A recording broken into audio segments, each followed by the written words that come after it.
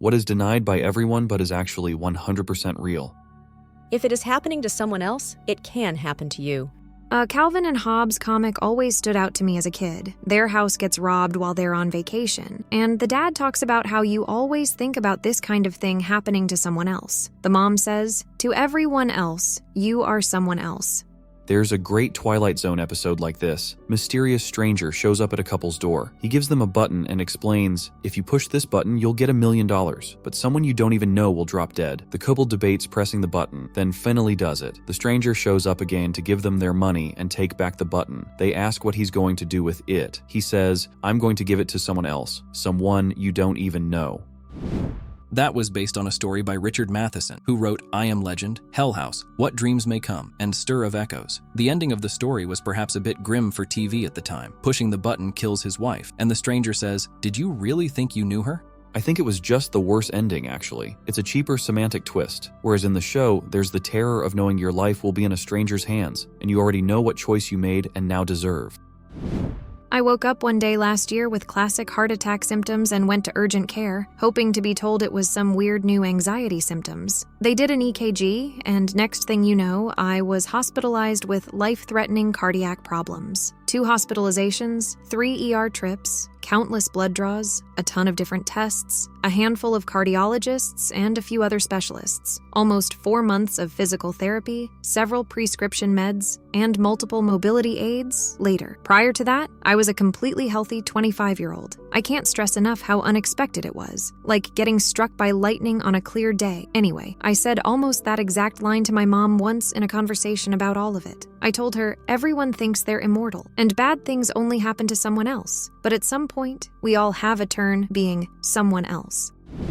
Parents having a favorite child. I have 3 kids, and they take turns being the favorite depending on the situation. I definitely have situational favorites, but it really comes down to each of them having appreciable qualities as well as qualities that drive me absolutely insane, and they're pretty much opposites. Lol, sounds like me and my sister. My dad likes to tell my wife, I don't know how these 2 grew up together because they are complete opposites. My siblings always knew one of the sisters was my mom's favorite. After that sister died, mom's favorite kept changing. We quickly realized that her favorite is whoever is skinniest at the time, our sister, who passed and always been the skinniest. And without her, she changes favorites based off who will look best in Facebook photos. She's got some issues. Yep, I've been the favorite child, and seeing my sister always being second honestly fucked me up. It's one thing to get better with one child, but diminishing the other one, due to their academic, personal, sport, or professional achievements, is on a completely different level. It can be subtle, but never unnoticed. Please don't ever do that to your children. I wasn't the favorite, that was my brother, but I was second. My sister was last because she didn't have the academic prowess that my brother and I had. 44 years later, my brother is dead, suicide. I never lived up to my potential, according to my mother. And my sister is actually out there living her best life. I'm glad that she is, because she absolutely got shit on during our childhood. It can't get any worse. It can always get worse. 2 days ago, I said, it can't get any worse, as I sat on the toilet for the 3rd day in a row while diarrhea flowed from my ass and I puked into a bucket. I have the stomach flu. I'm writing this while sitting on a toilet and diarrhea is flowing from my ass while I cough and wheezy from a cold. I still have the stomach flu also. Kids are plague monsters. That sucks. I caught norovirus about 15 years ago and lost 10 plus kilograms by end of the 2nd week. My daughter brought it home from nursery, where 100% of the kids and staff caught it. Stay hydrated. Get electrolyte salts or dehydration remedies. They taste horrible, but they work. Hope you feel better soon. Double standards in almost everything. Yes, my friend posted a picture of her toddler sleeping, and everyone thought it was precious and adorable. I do the exact same thing, and I'm creepy and trespassing. I didn't even go into his room. I took the picture from outside his window. Wait a damn minute. No one bats an eye when women at my work want to visit the babies and cuddle them. No one says anything about them sniffing that new baby smell. No one thinks anything about comments like, OMG, they're so cute. My ovaries are about to explode. But if a man wanted to sniff babies and said something like his nuts were about to bust, he would go straight to jail. 93% of children who were molested by someone they personally know and trust, not stranger danger. Edit. I noticed a lot of people replying were molested themselves, so I'm very sorry to anyone who was. I hope you find the happiness you deserve and that those bastards live with misery and woe in prison. Also, children who are sex trafficked are very, very rarely white children abducted in public with rich, loving families who would have the entire country looking for them. A lot of conspiracy theorists refuse to acknowledge that poor minority children in bad communities, especially undocumented children, are the biggest victims. Both of these things make complete sense too, so it's a surprise more people don't acknowledge these things. It makes sense that children are molested by those close, because they have easy, or perhaps constant opportunity and access to the child. It's hard for a stranger short of blatant kidnapping, and traffickers aren't stupid and want as little heat as possible. If you steal Cassandra from her mansion, you'll have the FBI on you within the hour. But steal random kid from a random slum, no one is coming after you, if it is even raised with the authorities at all, and if they even care.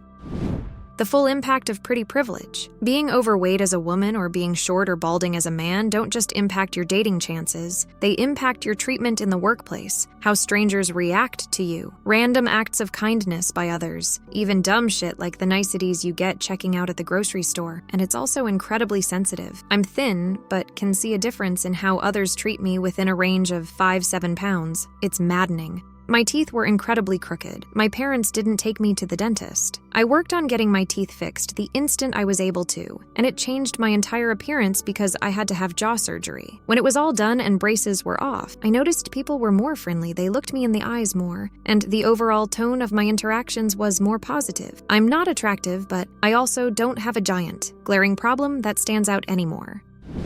Yep, good teeth or a good smile makes a world of difference in the way people are treated. I got incredibly lucky as a kid that my orthodontist understood that. I grew up on welfare, and he put me through literally every possible retainer available. My teeth always went back to their original places. So when I was a high school sophomore, he appealed for me to get braces. He went through every possible level of appeals that Medicaid had, and it was denied every time because it was considered cosmetic. Even though my overbite and buck teeth were so bad I couldn't close my lips all the way, and I could only touch 2/4 of my upper teeth to my lower ones at any given time. Touching my front teeth together to take a bite meant everything behind them couldn't touch. Using my molars, one side or the other, means everything else couldn't touch. Luckily, that orthodontist and his wife knew what the future meant if my garden, weasel, level, crooked teeth didn't get fixed. He covered the cost himself after having me meet with his wife and getting her approval. I know it's made a world of difference in my life, and it's why I can move in the world with the ease I do. I had a smile that literally made a toddler cry when I was a 12-year-old kid myself. I work with preschoolers now, and the toddlers and babies smile back at me, rather than shrinking away and crying in fear like that little one did those decades ago.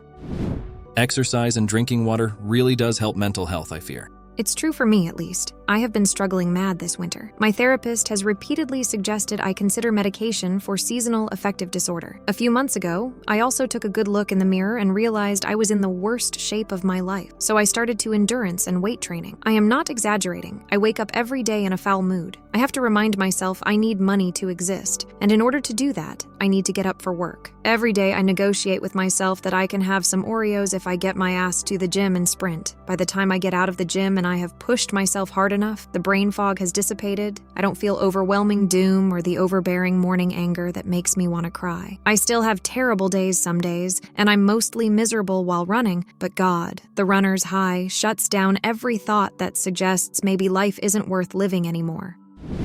Your mental and/or physical health could shit the bed at random. You could do everything right and it may not matter. Things like cancer don't discriminate. Not saying you shouldn't take care of yourself, just that sometimes it isn't fair. Edit. Got a lot of people saying nobody denies this. Lots of people do. I did. I was diagnosed with GERD 2 years ago and then had vertigo from September 2022 for about a year, which I still get spells of, and no doctor can tell me why. My anxiety went through the roof to the point I went from being basically fine to needing my medication in order to not genuinely consider a permanent solution. It can happen. It sucks. And you've got to put an optimistic spin on it to stay sane, I swear, but it can happen. Edit 2. Y'all, I'm fine. I don't need the suicide helpline.